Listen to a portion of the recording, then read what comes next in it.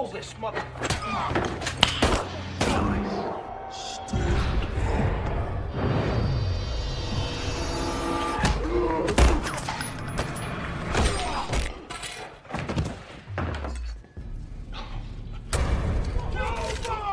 Whoa!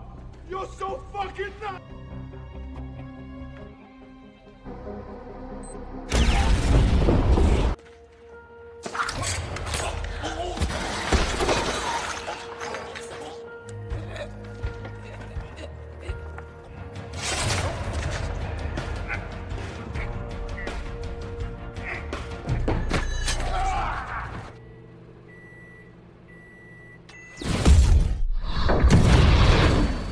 A few moments later.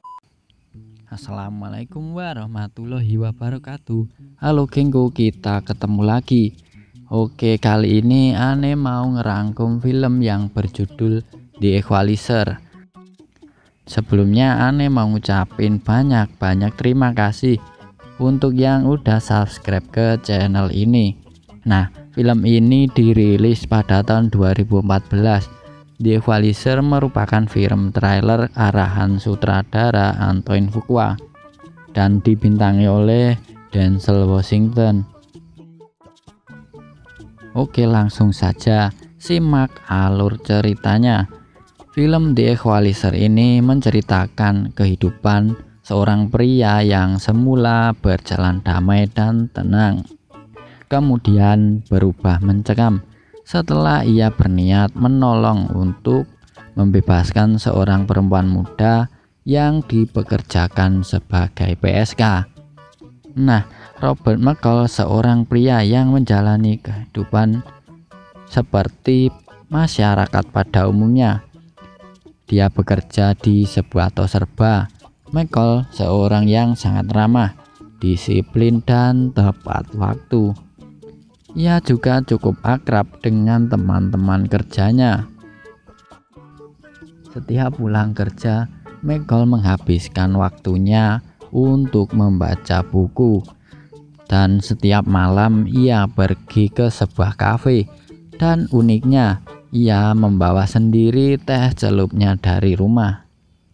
Saat di kafe, McCall selalu bertemu dengan seorang perempuan muda yang bernama Alina. Semakin hari mereka pun semakin akrab. Saat mereka berdua berjalan keluar, sebuah mobil tiba-tiba menghampiri mereka dan dua orang pria Rusia keluar dari mobil itu. Mereka adalah mucikari dari Alina. Mereka pun membawa pergi Alina. Dan semenjak itulah McCall tak pernah bertemu lagi dengan Alina di kafe. Suatu malam McCall diberitahu si pemilik kafe bahwa Alina di rumah sakit setelah ia dipukuli oleh seseorang. McCall pun langsung menjenguk Alina di rumah sakit. Ia pun mencari tahu informasi kepada teman Alina, siapa yang telah melakukan pemukulan itu. Kemudian McCall pun melacak mucikari dari Alina dan mereka pun bernegosiasi untuk kebebasan Alina. McCall menawarkan sejumlah uang untuk kebebasan Alina, namun sang mucikari menolak. Sejenak berpikir dan dengan perhitungan yang amat luar biasa, McCall menghabisi mereka dengan tepat, cepat, dan tanpa ampun.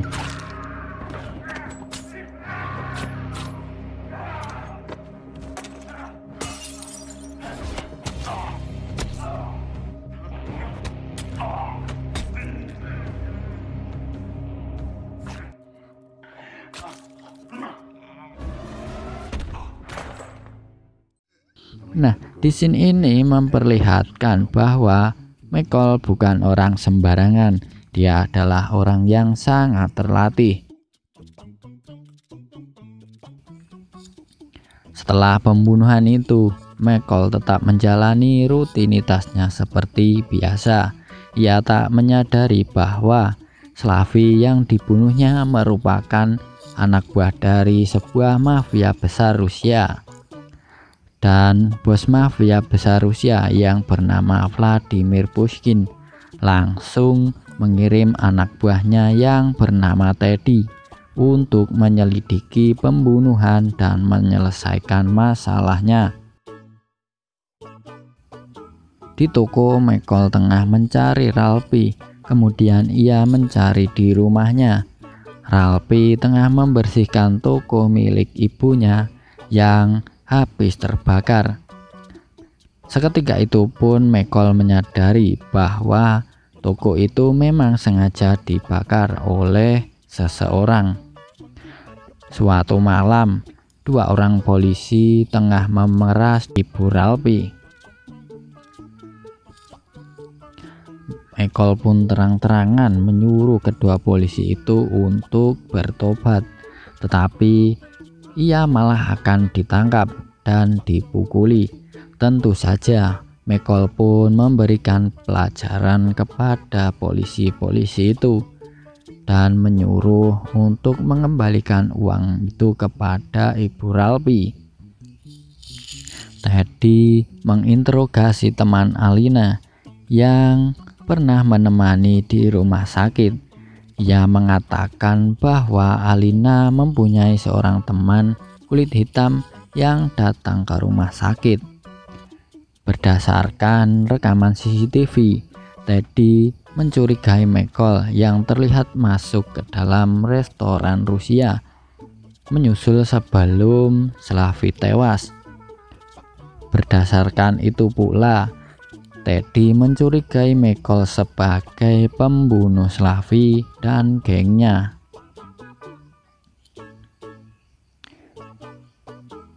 Kemudian Teddy mendatangi kediaman Michael dan berpura-pura bertanya sebagai polisi. Michael pun curiga bahwa ia adalah polisi palsu karena tidak memberikan kartu nama seperti polisi pada umumnya. Michael pun mulai diburu anak buah Teddy.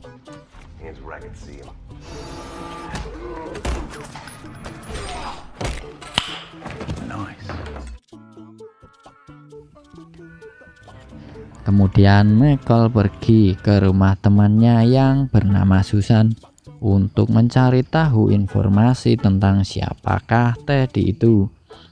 Dan ternyata mereka adalah mafia besar yang dipimpin oleh Pushkin di Rusia dan menjalankan bisnisnya dengan menyuap banyak orang.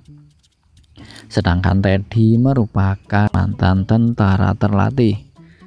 Setelah itu Michael pun menginterogasi Frank, si polisi korup yang bekerja sama untuk Teddy, agar ia menunjukkan tempat penyimpanan uang dan aset milik Pushkin. Setelah mengetahui itu, Michael pun meledakkan kapal tanker milik Pushkin sehingga membuat Teddy geram. Teddy pun menyiapkan timnya untuk memburu Michael. Ia juga menyandera Ralphie dan teman-temannya. Teddy mengancam Michael akan membunuh mereka dalam 30 menit jika ia tak datang ke tempat Teddy. Namun Michael berhasil mengelabui Teddy. Ia pergi ke Toserba untuk menyelamatkan teman-temannya. Teddy pun bergegas menuju ke Toserba, di mana Michael berhasil melumpuhkan anak buah Teddy. Teddy dan timnya tiba di Toserba. Kemudian adegan menegangkan pun terjadi, di mana Michael membunuh musuh-musuhnya menggunakan kawat berduri, pemotong ranting, dan bor untuk menghabisinya.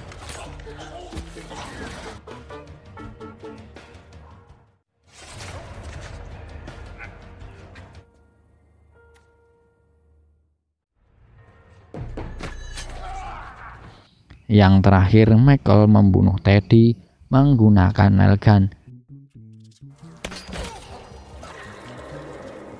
3 hari kemudian di Moskow, Rusia, Michael mendatangi rumah sang bos mafia besar dan kemudian membunuhnya.